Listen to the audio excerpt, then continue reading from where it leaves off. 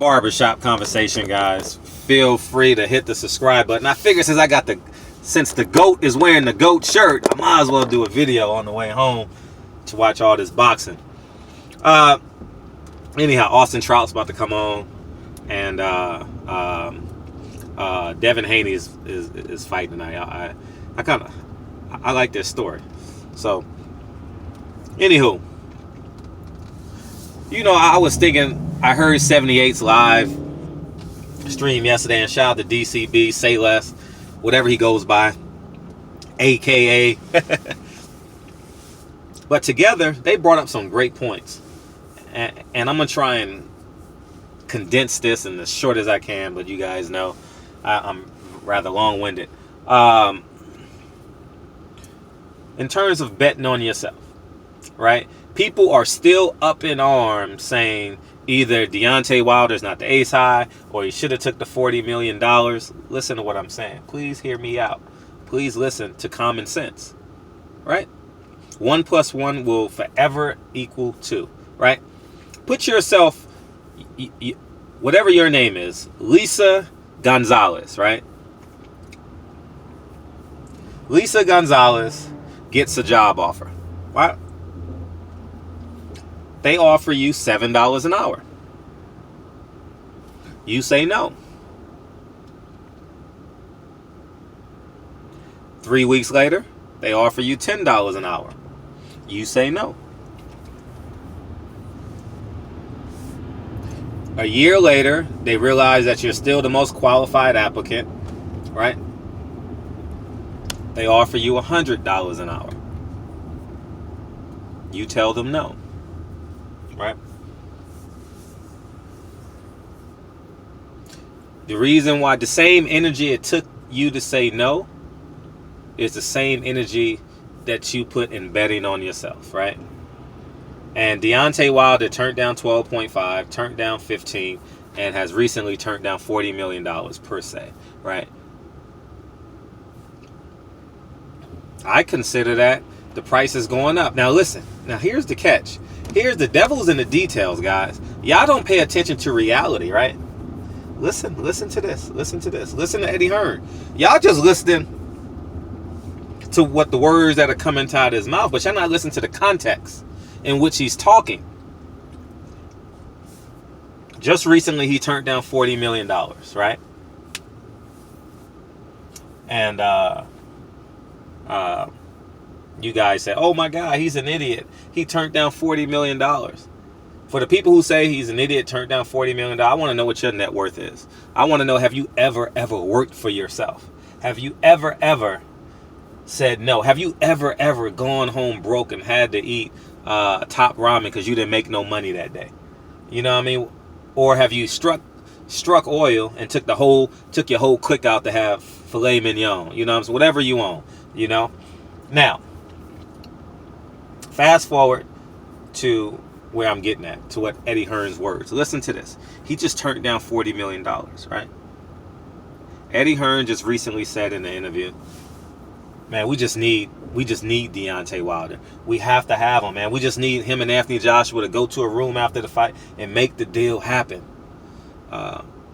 So listen to the devil in the details, guys. You guys just hearing words. If he just turned down $40 million and now Eddie Hearn is literally begging Deontay Wilder, Eddie Hearn knows it's going to take more than $40 million to get Deontay Wilder. Y'all have never been in business deals, so y'all don't understand that mindset. And I'm trying to give y'all free game so when the opportunity presents itself, y'all can understand. If you turn down $40 million or that $100 an hour, and the guy who offered you the money, basically Eddie Hearn and John Skipper are pretty much the same person, because just based off the recent history, you know Eddie Hearn cannot overstep John Skipper by him extracting him from the Triple G, Canelo, and out of the meeting with Team Wilder, right? So now he's on this ploy. John Skipper has said, you know what? We have to get that Deontay Wilder fight to gain traction in America, right?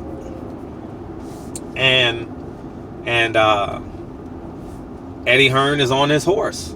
Do I believe him? No, I don't believe him. I know they're desperate, because you've never heard Up until that interview I heard this week, you've never heard desperation in Eddie Hearn's voice. He's very surly. He's very proud. He's very pompous. He kind of has that white boy blue-eyed syndrome. You know what I mean? Where everything they touch turns to gold. They can't be proven wrong. They know how to lead every Jew out of Israel. You know what I mean? To the promised land, per se. You know what I mean? And that's the mindset in which he possesses. You know? And I'm here to tell you guys. I'm literally here to tell you guys that $40 million just went up. And y'all not even reading in between the lines. You guys are just reacting. You guys are just reacting. You guys are not understanding. Listen, you turned down $100 million and the boss is still begging for your services.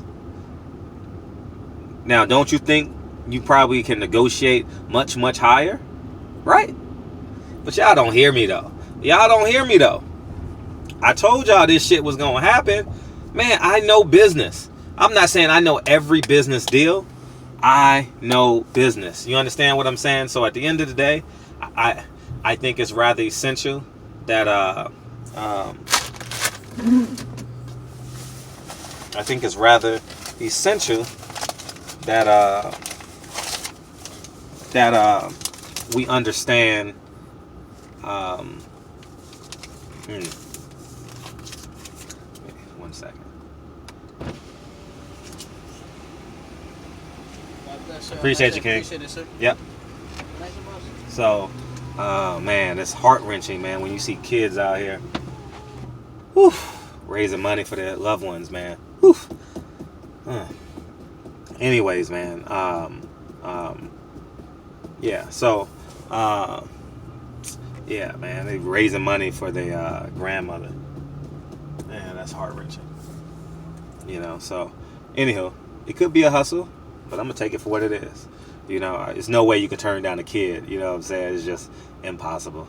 You know what I mean? How can you turn down a kid?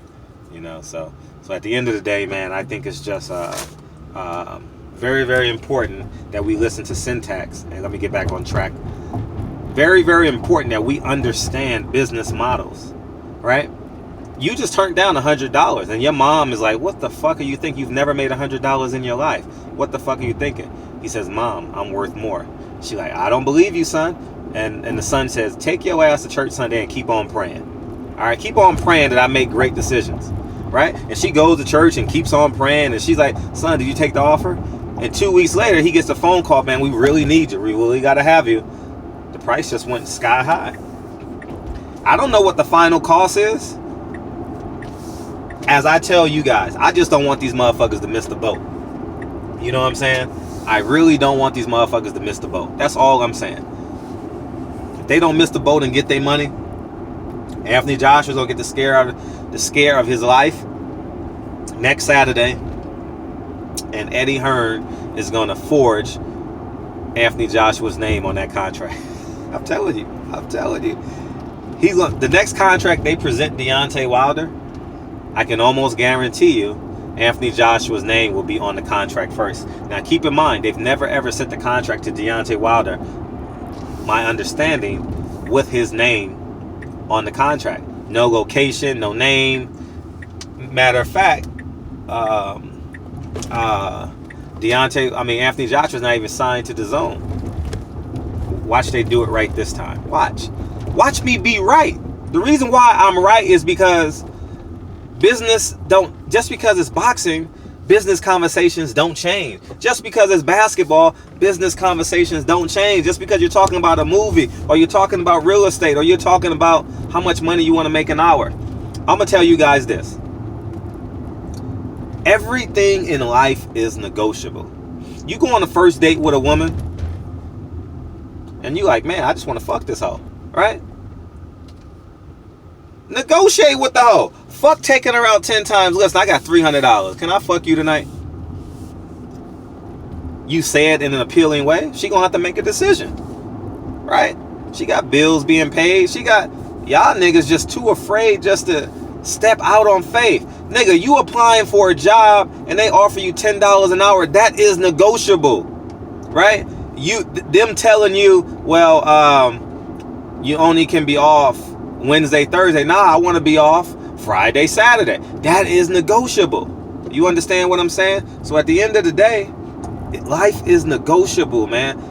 Even when you die, it's negotiable by eating healthy, working out, saying your prayers to whoever you, believing in a higher power, having faith, believing in humanity, trusting humanity, enhancing humanity. You know, everything has a barter system, man. Don't fall short of it. You know what I'm saying? And I know a lot of you guys are like, Fred, what the fuck are you talking about in this video? Because you haven't been there. All right, I've made decisions. I don't want to make this video longer than it should be, but you know,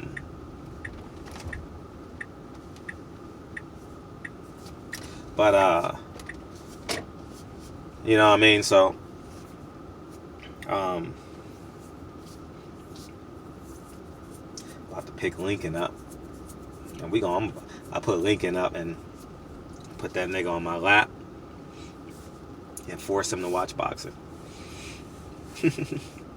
So that's what I'm gonna do. So anyways, man, barbershop conversations, man. Feel free to hit the subscribe button, and I'll give you guys another negotiable. I got that car next to me is a Tesla too.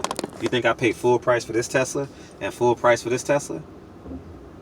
That one's cost $110,000. This one costs $110,000. You think I paid $110,000 twice for two cars? Get a grip. Get a grip. You gonna learn. You gonna learn today. You gonna learn today. I'm trying to tell y'all. I'm trying to tell. Life is negotiable. When you hear people haven't signed the contract yet, something's holding up the deal. Whether it's who comes out first, whether it's $500,000, whether it's 10 additional tickets to the fight, I don't know what it is. But I'm gonna tell you this. If you too afraid to negotiate, you too afraid to bet on yourself. You too afraid to believe in yourself. You know what I'm saying? So anyways, man, pick Lincoln up and we about to turn up a little bit. We're gonna go watch boxing. We're gonna have a great day. But anyways, man, hopefully this video is enlightening. And it is what it's. So barbershop conversations, man. Feel free to hit the subscribe button.